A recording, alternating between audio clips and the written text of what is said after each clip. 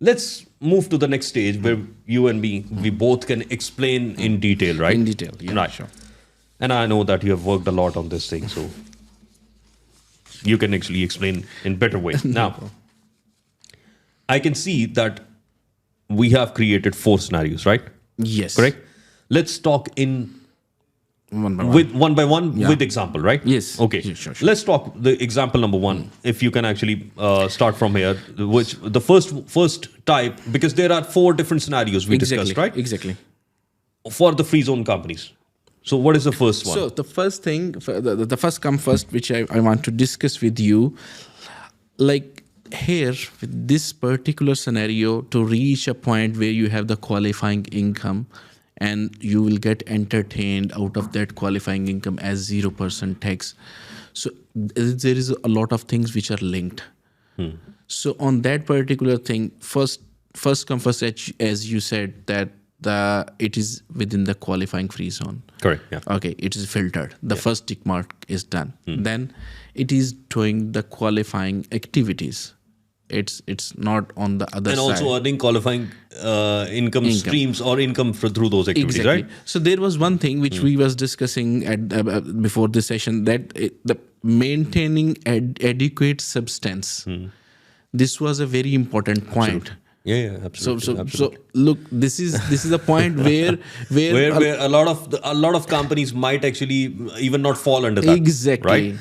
I know that you've jumped really straight to the point, but can we go back, because I can see there are 4 different scenarios. Yes, there are. Okay, let's just discuss these 4 scenarios first. Okay, sure. So that people can understand it, and then we move to the next level, right? Okay, fine. So these 4 scenarios when we were discussing, the first one is of course, free zone person with other same free zone person. right. That means a trading company registered in a free zone. In a free zone. And doing the work or trading or having the business transactions within the same free zone company, right? Any company which is also registered in the same free zone, right? Free zone, exactly. It could be. Let's take an example.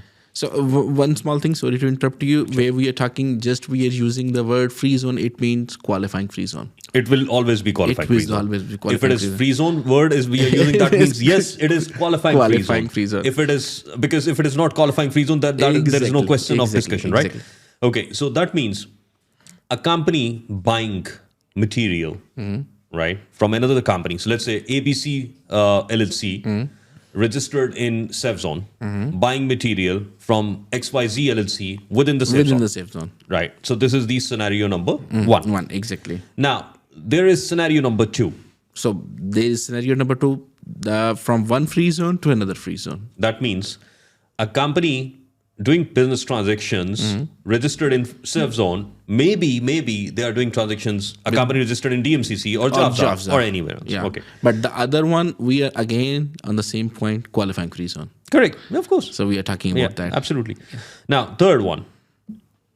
Free zone person, but outside of the free zone. Like that means mainland. It could be mainland, right? Mainland. Any company under any Ministry of Economy. I've seen through my experience, and you also know that how many licenses exist in free zones, and they have the business ties and connections within the mainland companies, right? Exactly. So they don't actually even open a branch license. They do just direct transactions, right? Exactly. So this could be the third scenario where a company registered in qualifying free zone might be selling material to another company, or might be actually rendering services to another company which is registered in mainland.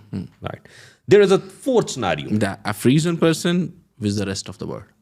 That means they might be doing they might be exporting, right, material. They might be exporting services. Exactly. Right. They might be rendering services outside the UAE. They might be doing out of scope transactions, of course. From the VAT perspective, I'm just using that terminology.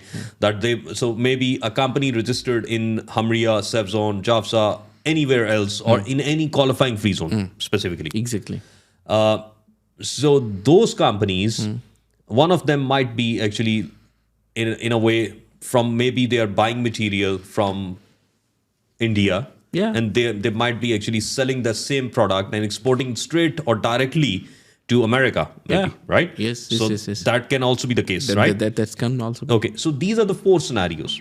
Now, let's go back the point where you were actually saying that there are further requirements people need to make sure that they actually follow and fall under those 6 requirements, right? Exactly. 6, right? Yeah. So if they don't actually fall under those 6, they cannot even get any exemption, right?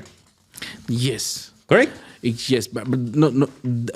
You can say under these 6 conditions, you have to look very carefully on this 6 condition, Correct. and you have to meet these 6 conditions. So basically, why is it so? The law actually stated that a qualifying free zone and qualifying free zone person. Yes. Correct? Yes. So the conditions has to be met. One, the company has to be registered in qualifying free zone. And the second is to become a qualified or to be considered as qualifying free zone person. So you have to meet these requirements. Perfect. Yes. Right. Now let's move to the first one, which you started actually. So, I'm really sorry. No I problem. Back because I thought it's important for everyone to understand it, right? Yeah. So the first one we was discussing, the maintain adequate substance in the UAE. So a lot of companies with a sole owner or with 2 owners, 2 partners are doing that one. They don't have any employee. They don't have anything. They're doing the business and all those things they're doing, and they're earning the money. But here the law specifically mentioned that qualifying free zone entity can have to have adequate assets, have to have adequate employees, have to have operating expenses. It should not be like someone open a license and there is no operational thing, there is no operational expenses, there is nothing like that, and you are earning an huge amount of money. So it will not fulfill the maintenance. By the way, it's a very important point which you are raising now. That means to be considered as qualifying free zone person, you need to maintain or you need to have adequate substance, right? Exactly. Now, they have to maintain the adequate substance. Yes. Now, what is the adequate substance? You are saying that they need to have some actual business operations within the UAE or within that qualifying free zone, right?